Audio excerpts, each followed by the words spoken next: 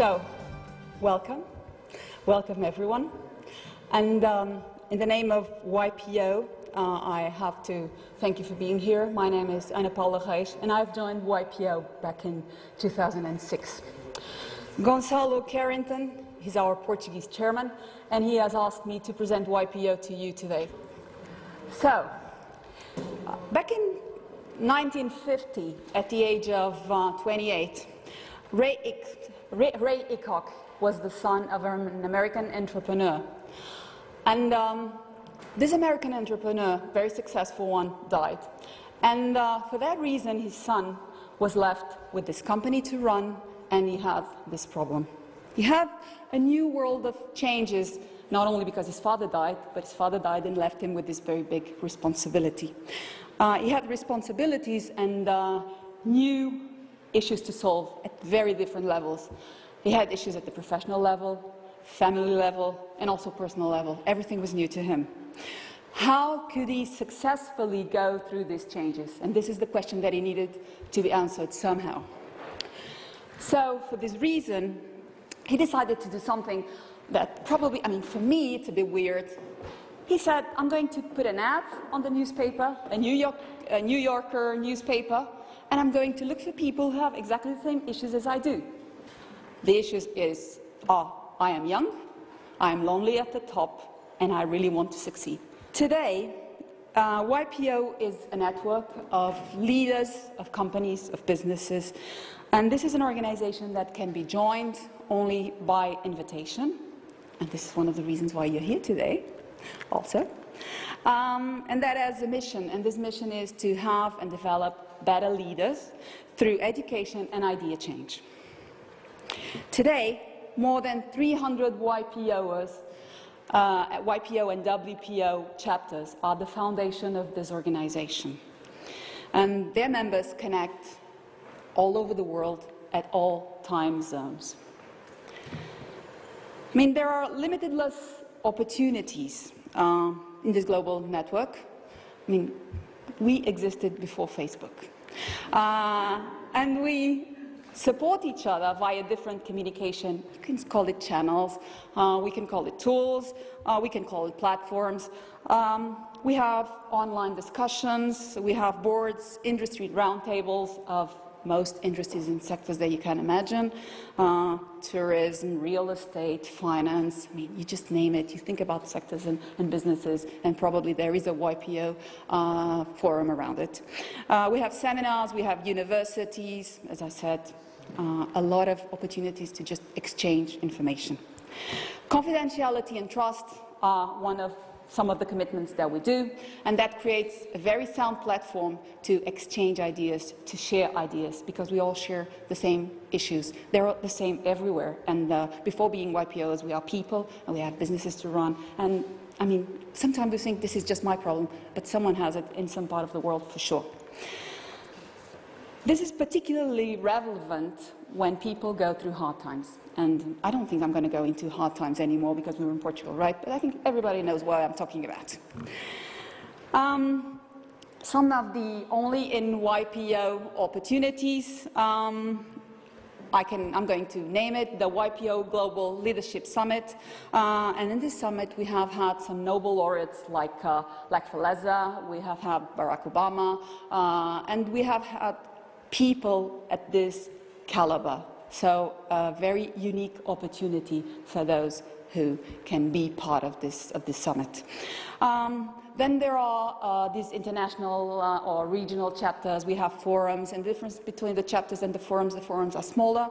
And in both at different levels, we have people sharing experiences, sharing ideas, sharing new opportunities.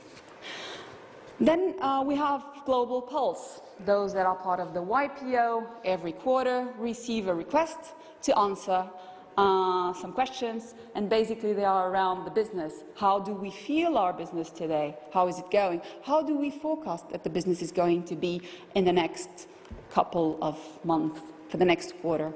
And this information is gathered all over the world with the 17,000 people, and there are important analysts that use it as a way to just sort of forecast and have a feel for the future, how it's going to be in the next quarter, in the next year. How do YPOs feel? And if you go into CNBC, if you go into Bloomberg, from time to time there is someone talking about the YPO pulse, and the contribution of each and every one of us is represented in there. How do we feel the business is going to go through the world? And in the end, we have conference calls with most relevant people all over the world, with matters generally. I mean, of course, matters that are very actual and that are concerns of us every day and today, not in the past or tomorrow, but issues that are really relevant for us to make some decisions. YPO leads the change with, I would say, a social consciousness. And so social responsibility is an area that YPO works in. It's a very relevant one. There are awards every year for corporate social responsibility, for individuals' social responsibility. But there's one thing which is, I would like to state and stress. YPO does not support any social, political, or religious cause. This is an individual sharing experience, and we are free, but YPO doesn't lead you in a way in that matter. So it's a free mind individual organization.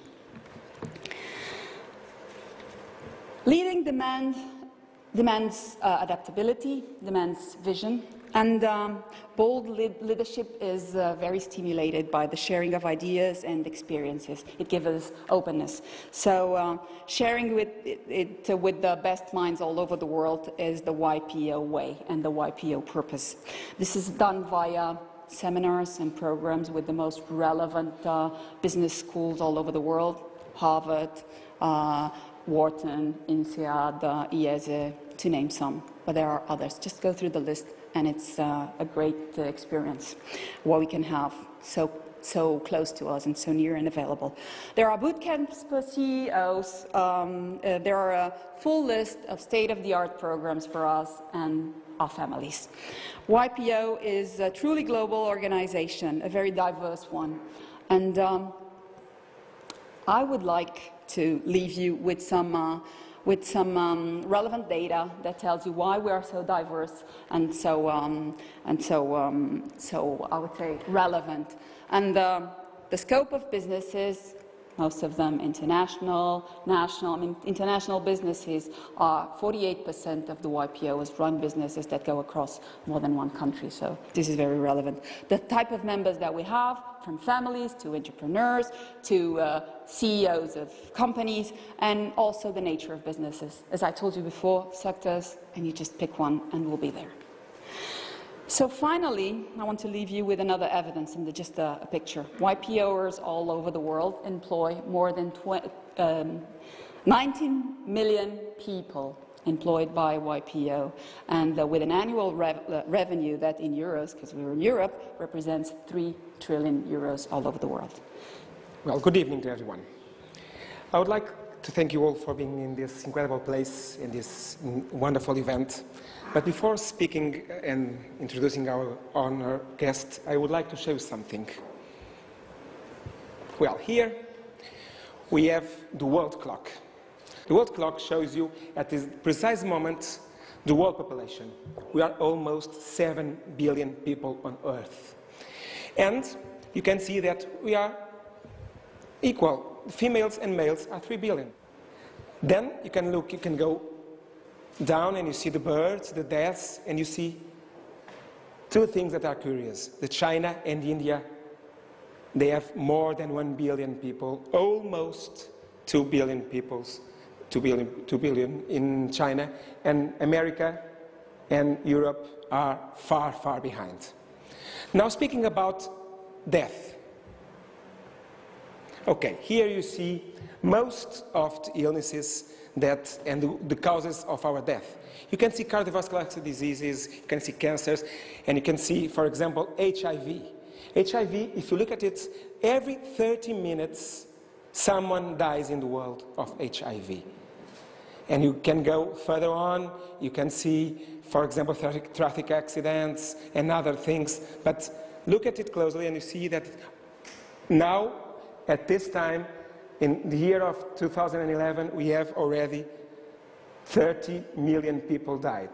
Then you see again, the population that are living with HIV, you see the cancer, and you see one thing that for me, it's incredible. How can we be on the 21st century and there are still people with nutritional deficiencies? This is not the way it should be. Now, moving on to the energy, here you see the global warming. It is increasing in front of our own eyes. The CO2 emissions, the extinction of some species, you see it. In this year alone, 13,000 species were extincted. So, this is a cause of concern. And in our daily life, we live among people, nature, and resources. And because of this, and because we live in a big condominium, I think that we have to think, we have to learn, and we have to listen to each other, and we have to listen to people that know what to do and how to take care of the world. And that brings me to Prem Rayat. Prem Rayat he was born in India. He is son of an honored teacher. Now at 45 years old, he is considered by millions and millions an ambassador of peace. In 2010, he was nominated, shortlisted to be the Nobel Prize. Prem Rayat started very young his job. Let's say it's his job, but I think it's his passion, isn't it? And at the age of 13, he was already addressing the global audience all over the world. And on June, he has already spoken to 3 million people all over the world. So we are very fortunate to be here with him. And I think that we can learn lots of what he's telling us. But let me tell you another way and another thing that it's important to know about Prem Rayat. It's his personal side. He has a family, of course. He has 2 sons and 2 daughters. I don't know how he managed to get married and to have 2 sons and 2 daughters with all of what he has done and traveling around the world, because he is a certified pilot, an accomplished pilot, and he has time to do all this. So, if he has time to go around the world and to speak about how to be good, how to spread joy to all of us, why shouldn't we all think of it? So, it is my great pleasure to welcome our guest that will address us after a small video and about his work and his foundation. Okay? Thank you. Mr. President and YPO members, ladies and gentlemen, in the tradition of YPO, I'm not going to tell you, but I'm going to share my experience with you. 40 years ago, I was 13 years old. I had about 25 pounds in my pocket, and I arrived in the great city of London. My objective was to take a message to the people of the world. If you talk about uncertainty, I had lots of it on that particular day. Tons of it. I didn't know how it was going to happen, what was going to happen. I was 13 years old. I had started doing this when I was about 9. But at the same token, there was another challenge. It wasn't just a question of taking a message out there. And there's a reason why I'm telling you this. The challenge was that this message was unique. This message was different. This message was not religion. It was not one of the New Age ideas. It was not something that came out of a book. It wasn't something that played with your head. It wasn't about words. It wasn't about ideas. It wasn't about salvation. It wasn't about heaven up in the sky somewhere. It was different. And it had to do with human beings, and to cause, as the deepest part of this message, for human beings around the world to cause them to explore themselves as the source of peace. Now, when I first came, people wanted to take this message and put it in a box. Stamp it, put it away. People wanted to know, what was it? I remember BBC interviewed me when I was 13 years old, and they said, well, what is it? I said, I can't tell you. I really don't know what to tell you. It is about us on the face of this earth, sharing not ideas, a book, a philosophy, but an innate need that every human being has to feel happiness in their lives. We want to be happy. Nobody told us that.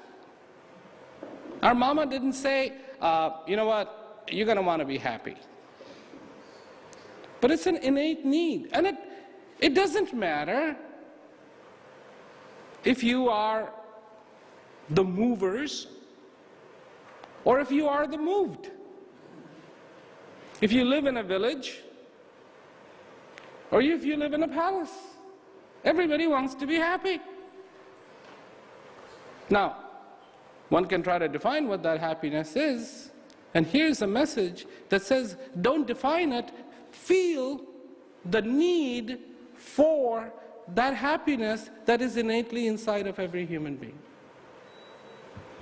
So I had to work very hard, and I'm still working at it, to make sure this message did not deviate and stayed true to its course, and it touched the fundamentals of human beings, not philosophies and religions and ideas and the New Age stuff and all that stuff, which is beyond me, personally. But here, a reality, a simplicity that you are alive. And that means something. I'm going to give you a little story here. There was a village in a very remote part. And these people had no modern conveniences, and one day a tourist happened to go through the village and accidentally forgot his mirror.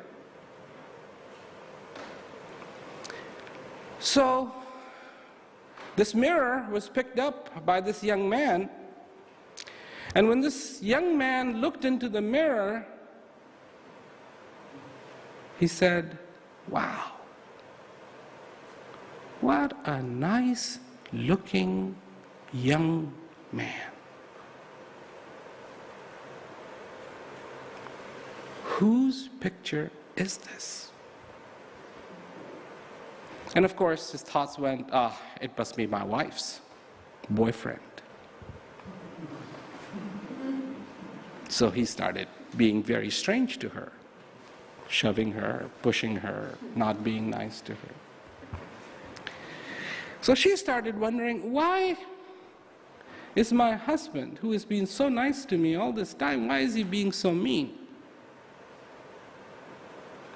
So one day, she started searching through his room. And she came across the mirror, and she looked in the mirror. And she had never seen a mirror before. She looked in the mirror and said, wow, what a beautiful girl. That is the reason why my husband doesn't like me, because he's in love with her. Well, she wouldn't talk to her husband either. Now the father, who was the boss, why are they two acting so strange? Why are they acting so weird? They've been married, they've been happy. So he started looking around, and he came across the mirror, and he looked in the mirror, and of course, he was an old man. He had white hair, beautiful beard, beautiful flowing hair, beautiful eyes. He looked in the mirror and said, oh my they have both found God. And no wonder they don't want to be married anymore. And all this fight started and so on and so forth. And finally a wise man happened to be going through the village. He said, "What's your problem?" So, well, look at it. You know, this was a wonderful couple. They're fighting with each other, and it is all because of what's in this picture. The wise man had the picture brought, looked at it, and said, "That's just a mirror. This beautiful girl that you saw was no other than you. This beautiful boy that you saw was no other than you. And this divinity, so-called divinity you saw, was no other than you." The reason why I tell you this story is because sometimes what we are looking for, the reflections of those things that we are looking for, are indeed inside of us, not outside of us. We want success. And I say to you, there has to be two types of success, not one. One is in your business life. That has to be successful. But there is another one. And your business life success will be judged by others.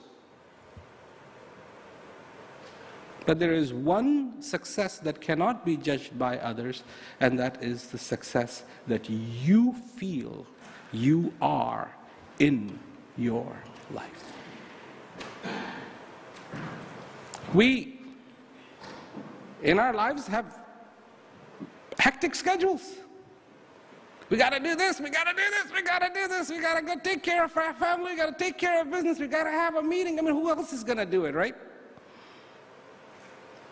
And half the time you also know that it's easier to just do the thing yourself rather than try to explain to somebody how to do it. Well, that just makes you busier. But let me tell you,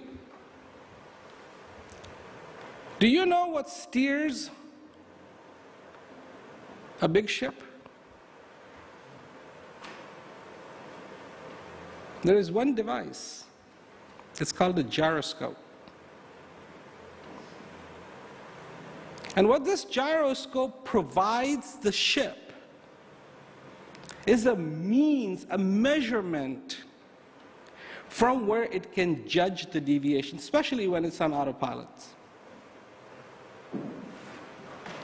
If that gyroscope is unstable, guess what the ship is going to be doing? I know this is true in the airplane. If the gyro goes, if gyro is unstable, plane will be unstable. You too have a gyroscope. You too have an incredible potential. Not as a CEO, but as a human being. That's part of my message. As a human being.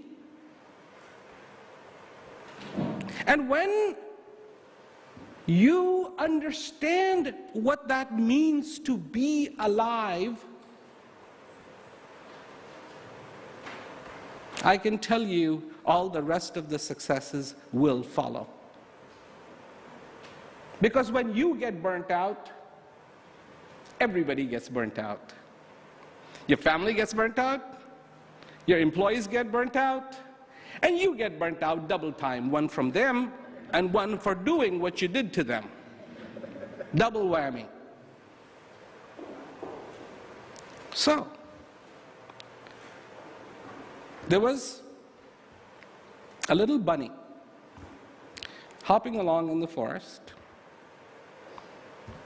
Everything is good. All of a sudden, the bunny, and you've seen bunnies, you know, and their nose twitches, smelling. He senses imminent danger. And before you know it, this huge lion jumps in front of the bunny and says to the bunny, "I'm going to eat you." The bunny says to himself, think. This may be your last day if you don't think. You're going to get eaten, you're about to be killed, think. The bunny says to the lion, stop. You cannot eat me. The lion goes, you want to bet? He says, no, you cannot eat me. I have been sent here by the God of the jungle.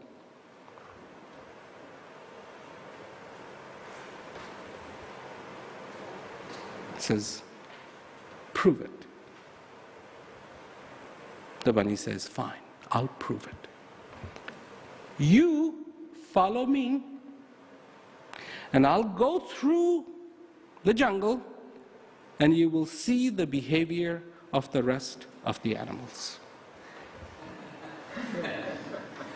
So the bunny jumped along with this huge lion following him. And guess what? As soon as the animals saw the lion approaching, they fled. Of course, the lion thought it was because of the bunny. He's right. He's right. This lion does not understand his own potential. If he did, he would have realized it's not the bunny, it's the lion that they are afraid of. What is your potential? You want to maximize your potential? You want to maximize the potential of your business? Of course you do. Not minimize, maximize. As you heard, if a business stands still, it's had it. Not everything is in your control. How all these things affect you, how your business does affects you. If it does good, you say, ah, me. If it does bad, you go, oh my God, what do I do? But what about your existence? What about the potential that you exist? What does that mean? Is that a business? It's not a business. It's a very different kind of business. It is the business of being alive. Do you know the business of being alive? I consider it, when everything is good, I consider it a happy business. Happy business. Happy business booms. Because it's happy. It's like a tree. It has the nutrition, it has the sunlight, it has what it needs. You don't have to pull on the branches. It'll boom and bloom because something is right. That right is within your heart. I'm here to introduce you to the possibility of you getting in touch with your heart. You are expert. You could probably tell me how to get in touch with the mind, because you're experts at it. You're the leaders of your fields. And I can help you get in touch with your heart. Both sides complete. And what do you have? You have this funny little word called fulfillment. Not a person who is trying to survive, but a person who is thriving. Not a person who is laboring, but a person who's dancing. When something is good inside, when something is complete inside, then all the rest of it is much easier to deal with. What does your family want? What does your family... I know you are CEOs here, some of you. And one phone call, you can get things done, except at home. Your CEO-ness does not work at home. Not with your 5-year-old kid. You call him up, you're going to school tomorrow. No, I'm not. There was a man in India, and he wrote to me, and he said, every day I would come home, and my family would have a list of all the things that they didn't have. Dad, I need this. Dad, I need that. Dad, I need this. And he would work all day very hard. He would come home, and there he is, faced with this list of, I don't have shoes, I can't go to school tomorrow. I don't have a bag, I can't go to school tomorrow. Honey, we don't have anything in the kitchen to cook. I can't cook you any dinner tonight.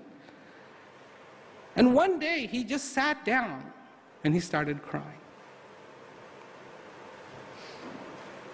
He started crying because he felt so empty, that he was working so hard to make them happy. And everything he did made them more unhappy. And the list grew. It didn't shorten up. And that's when he realized that if he is this empty, he can do nothing to fulfill their lives. He was no sage. He was no wise man. He still has a job, and he loves listening to my message. Because that, to me, becomes so incredibly important. Long time ago, Socrates said, know thyself. What does that mean? Know thyself. It wasn't like, look at your mirror and say, hello, me. Have a name tag and say, oh, that's me. No, because you are more than the sum of things you look at. Look, I know one thing. I have a family. I have a family. And in having a family, you as a father, you as a mother, need the approval of your family members, like it or not. Like it or not, if your son comes up to you and says, Dad, you look good. Or Dad, that was great. Or Dad, that walk we took together, I really enjoyed it. What do? Go, don't tell me that again. Right? Of course not. It's like, oh, thank you. And it's like you've been given a medal, you've been given an award. You feel proud. Your wife comes up to you and says, you know, that was really nice what you did. Oh, thank you. Same thing for the wife. You pay a compliment, and it is accepted. We look for approval from others. We do. This is our society. This is how it is, whether we like it or not. You know, if we didn't look for approval from others, Mercedes wouldn't be a brand name. No, we want the star. Where? Everywhere. On the wheels. I mean, why on the wheels? What's that? Make the car drive better? No, of course not. But we want it on the wheels. We want it in the back. Can you see it in the back? On the trunk when you're driving? Of course not. You want it on the steering wheel. You want it on the front of the car. You want it on... You want the world to know you're in a Mercedes. And Mercedes knows this. Make no mistake, Mercedes knows this. That when you are in a Mercedes, you feel you are important.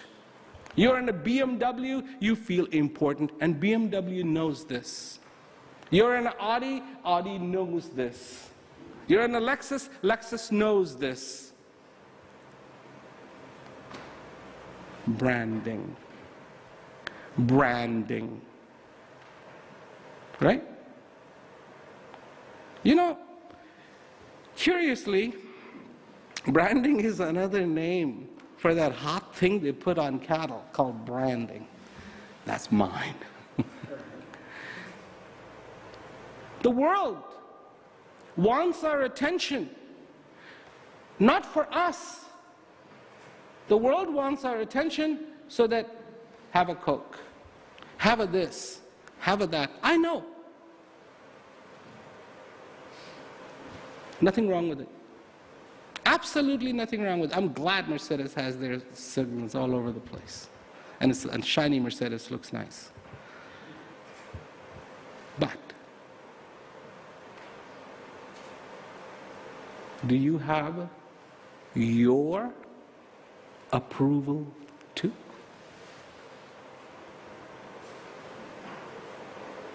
In this life, in this battle, are you fighting for yourself as well? Because if you want to be a good leader, then understand one thing. That if you want to be strong, then learn to be gentle. If you want to be rich, learn to be generous.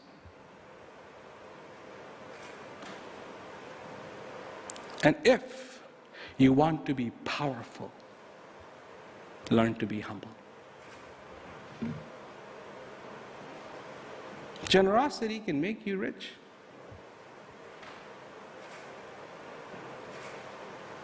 Humility, a little humility, can make you very powerful.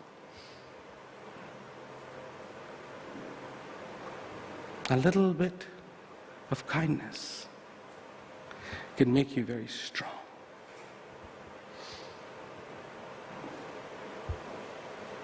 Will there be other leaders after you? Of course. Of course. Will they make more money? Probably. Will they do bigger companies? Probably. Can you imagine all of the YPO companies just becoming one large company?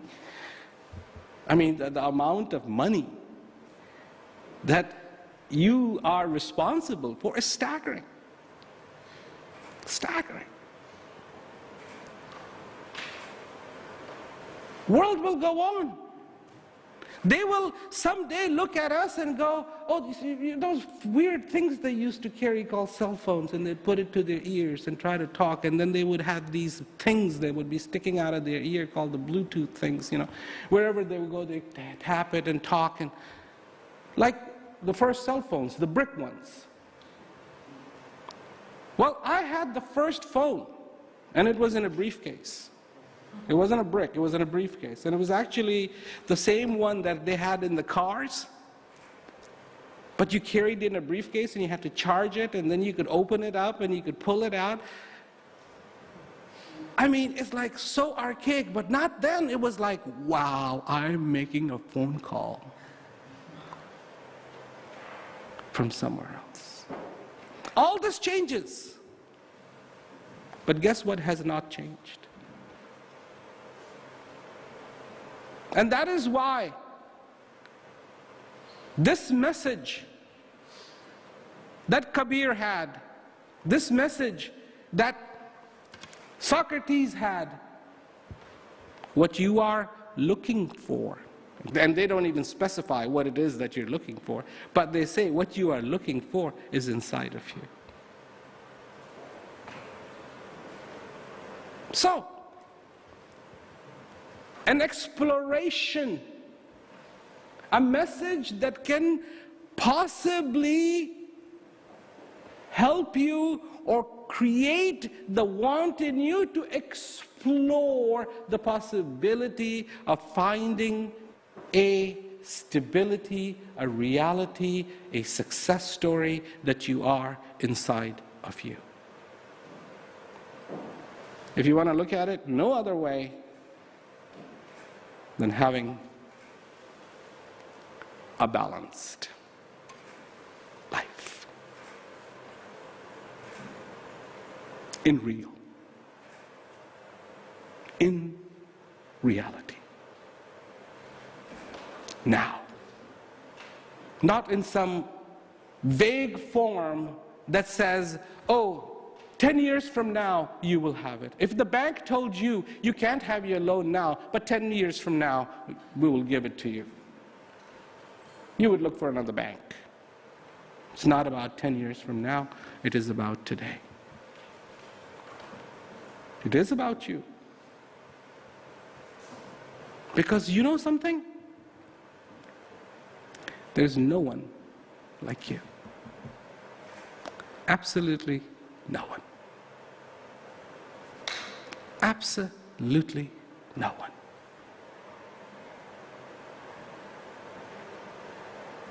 Never was,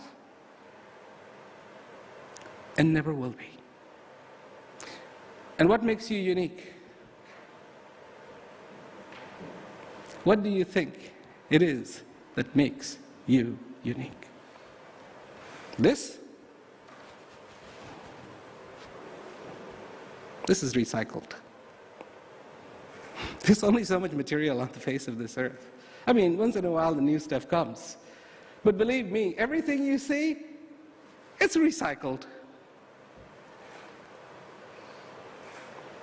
It is.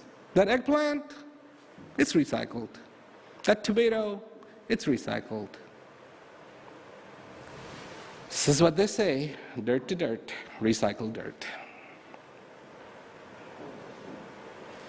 No, it's not this that makes you unique. It is what you can have in your life, what you can accomplish in yourself that makes you unique. In this world, people want to do good causes. I do. I know one thing. There is no shortage of food. This is very good Mother Earth.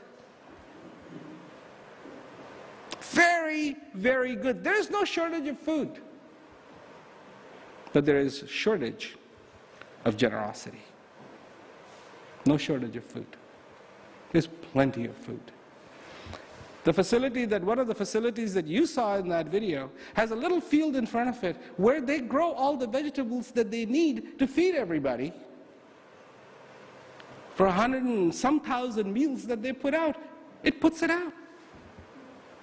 There's no shortage. But there's also no shortage of greed in this world and mismanagement.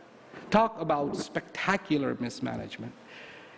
This place called Ranchi, where you saw the video of, where the kids were eating, they wanted me to build a hospital. I said, first of all, let's build a facility where we can feed them good food. Maybe we won't need such a big hospital. Life expectancy has jumped. Kids are healthy. They don't need a doctor. And of course, someday maybe there will be a hospital there. But the fundamentals, if they're taken care of, people do very well. In the same place, in the town, food is sent to these people. And you know, the form that it arrives in is soya bars. These kids can't eat that soya bar. They don't know what to do with it. So it is sold on the streets of Ranchi city as cow fodder. And people are making money off of it. So there is no shortage of food. And I believe there are good people like you who have no shortage of generosity. But there's also no shortage of greed in this world. And if human beings realize that this is who we are, we need to take care of each other. You know something? For billions and trillions and trillions and trillions and trillions and trillions and trillions and trillions and trillions and trillions of square miles around us, there is nobody but us. They're still looking. There's antennas pointed to the space. They're still hoping somebody will go, hello.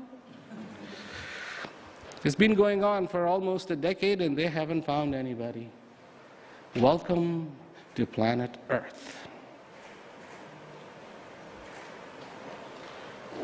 You saw this wonderful clock. I had never seen that particular clock. I am very impressed when I saw that clock. I have my own version of it. And my version of it is 25,550. 25,550 yen is not very much at all. 25,550 euros is something. But 25,550 is not a whole lot of anything. On an average, that a human being lives 75 years, that's how many days you have on the face of this earth. 25,550. Quite a few have already gone. It's up to you what you make of the rest. That's my message. That's it. It's up to you what you make of the rest. If you're a CEO, take command. If the ship is going like this, fix the gyro. If you're the lion, know it is you and not the bunny. If you are that villager, then know what you look in the mirror is your reflection and no one else.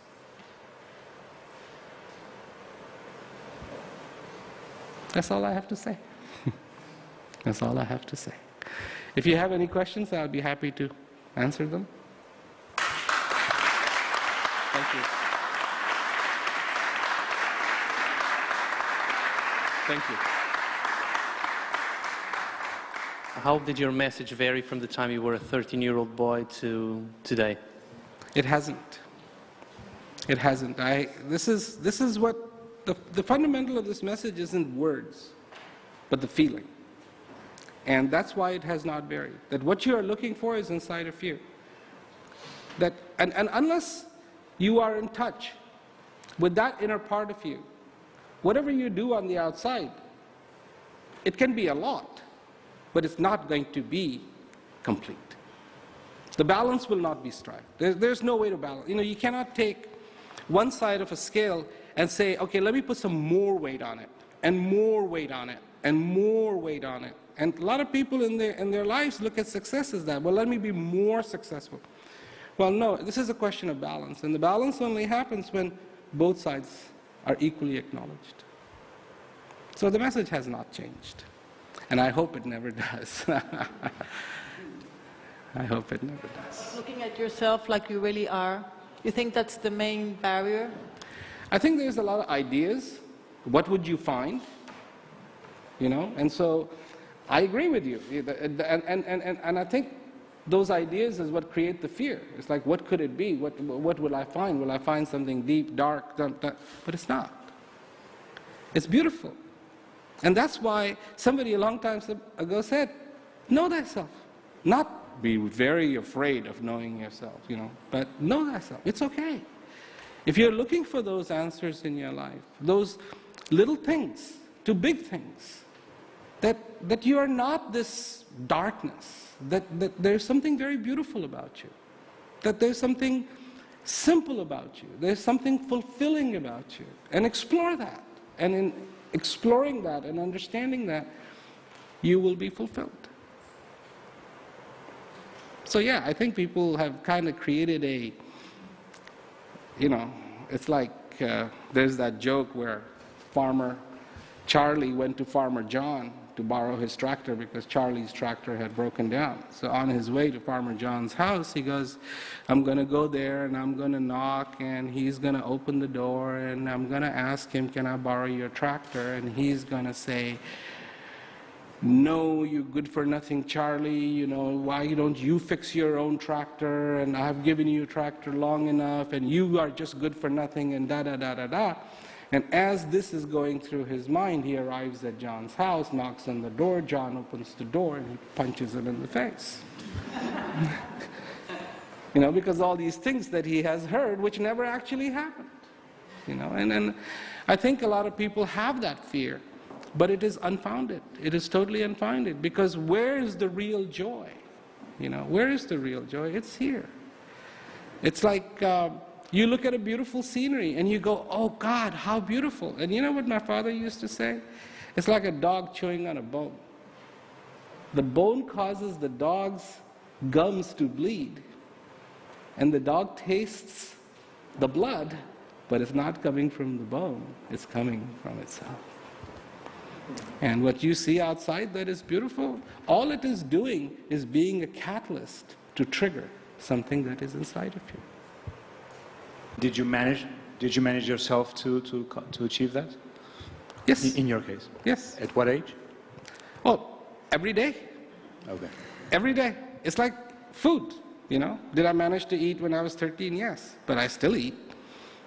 I have to eat every day. I have to sleep every day. I have to experience that peace that is inside of me every day. It's not one thing where you push the button, it's done. You know, it's not like graduating from high school.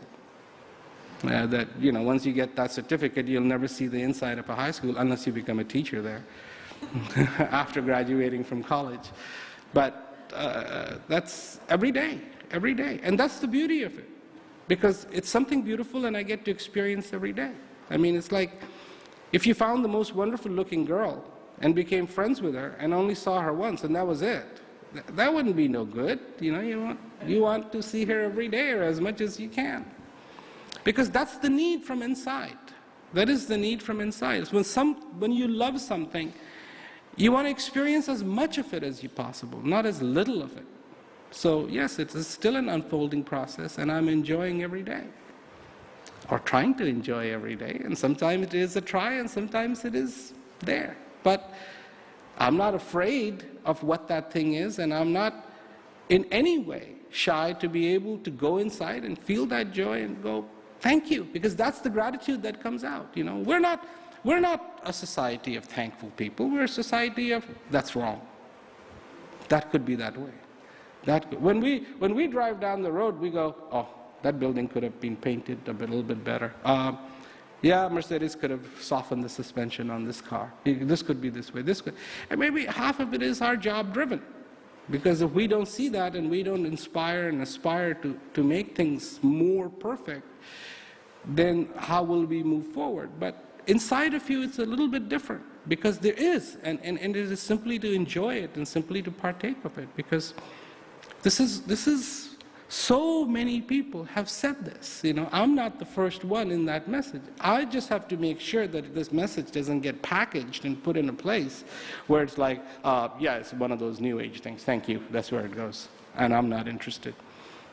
Because it has something to do with everybody. I mean, there are people who are extremely successful in their business who have heard my message and I like it. There are politicians, there are different leaders, and there are people who, in fact, one person who just came out of prison, he actually got my message in the prison and started enjoying it. And I've got an invitation from San Antonio Penitentiary, where even the guard who has to, you know, go through whatever the DVDs when they come in, goes, well, his message helps me.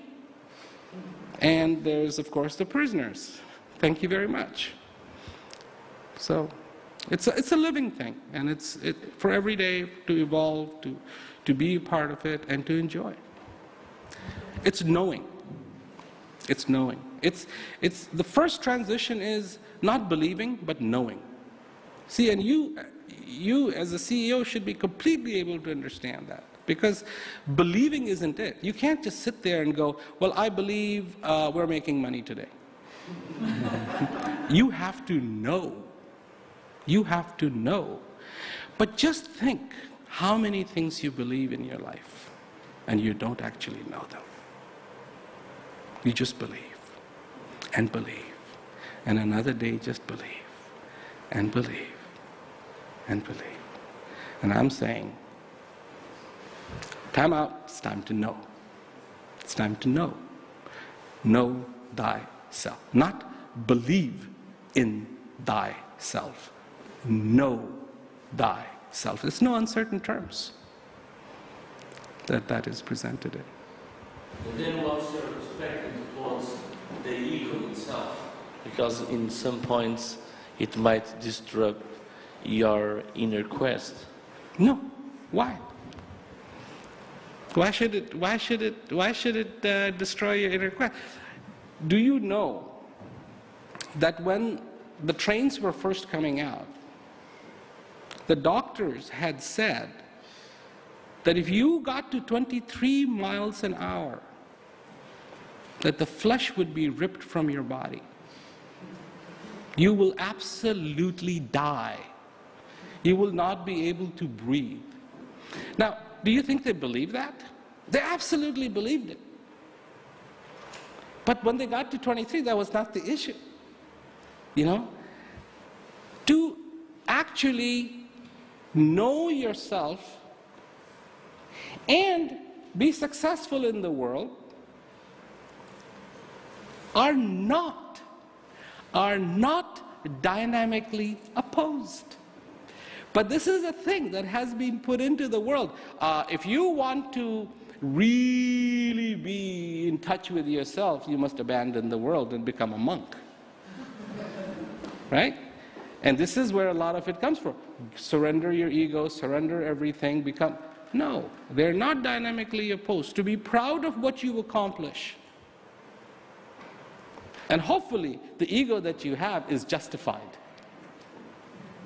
Because if it is an unjustified ego, if it is an ego that is based on things you have not accomplished, you shouldn't have it. You know, that's just having ego for the sake of having ego. But to know that you have accomplished and to be proud of those accomplishments. And also to know yourself, how can that possibly be opposing forces to each other? They're not. They're absolutely not.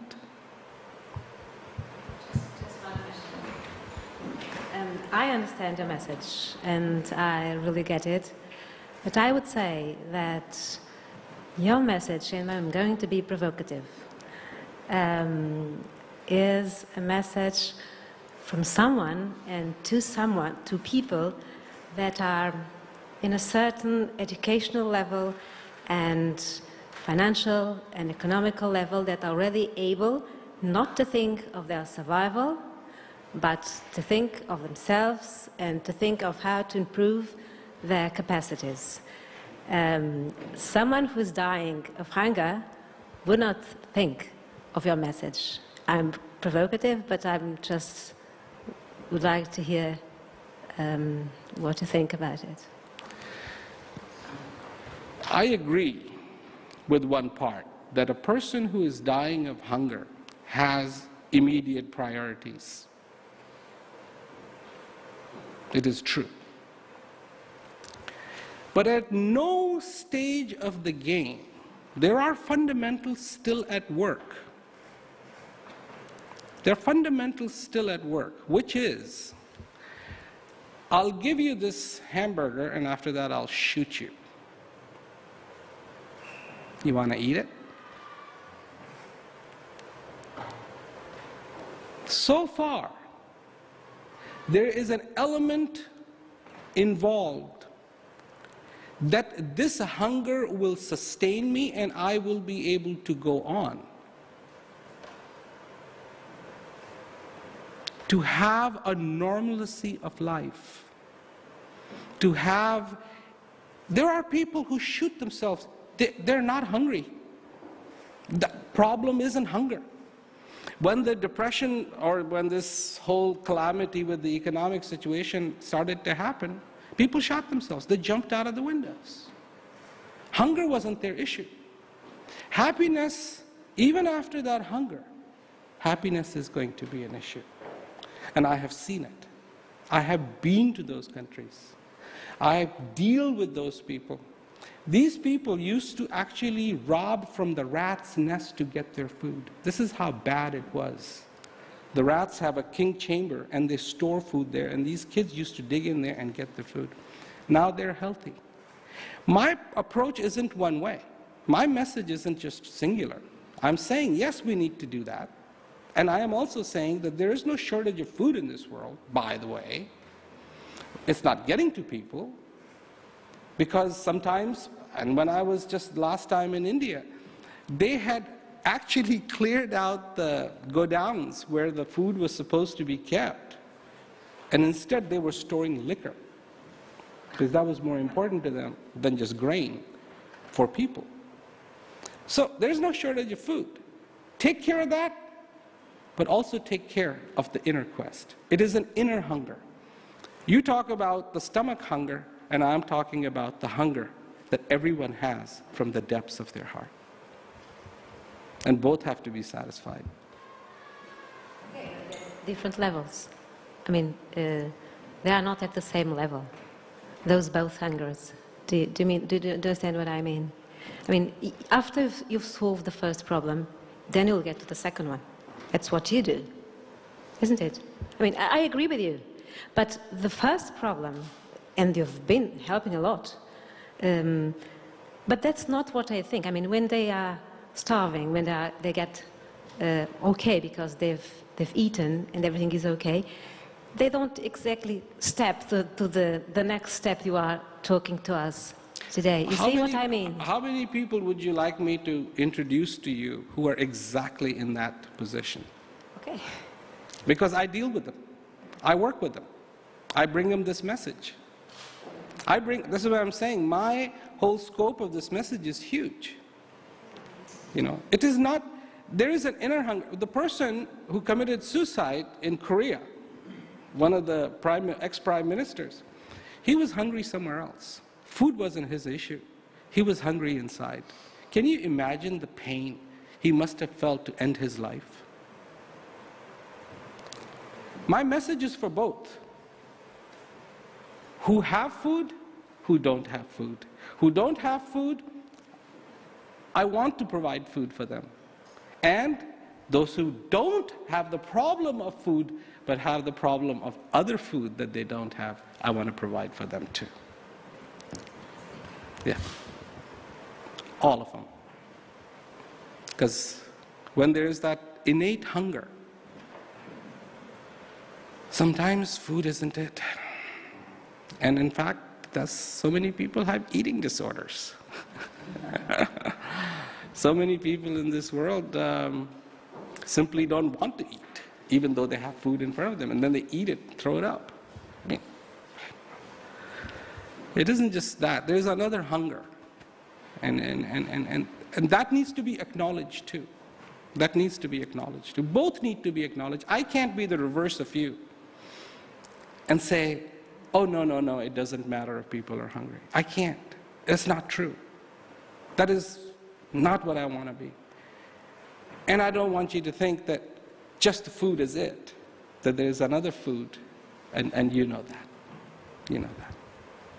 So your message is very simple, and it's a message of hope. In your experience of 40 years of giving this message, how has it gone down with religious audiences? People of all religion listen to it and enjoy it. Did you encounter conflict from theological arguments as from a different perspective? Not really, because this is what I have worked so hard to do, is not have it be positioned in a box where then it would become a problem. Because if I came along and said, yeah, I'm introducing a new religion, by the way, because all new religions don't work, well, then I've got a battle on my hands. But I'm not. I'm saying to people, hey, follow your religion and be good at it. You know, if you're a Christian, be a good Christian. If you're a Hindu, be a good Hindu. If you are a Muslim, be a good Muslim. But at the same token, don't forget what the inner quest is all about.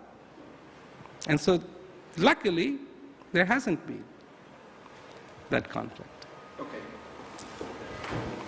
Well, thank you all for being here. There are just a small gift for you. Well, I'm going to explain you what is behind this. It was very difficult to find someone that we could review, and it's something that it's very, very special for us because here it is a book where I ask you, all of you, after this, to write what you think in what you have in you, and then you think, and we are going to write it here, and then we are going to leave it to you at your home in the United States. That'd be wonderful. Okay? I it's the way that we thought, because it was very, very, very, very difficult to find you something that was interesting. Thank you. Okay? Thank you.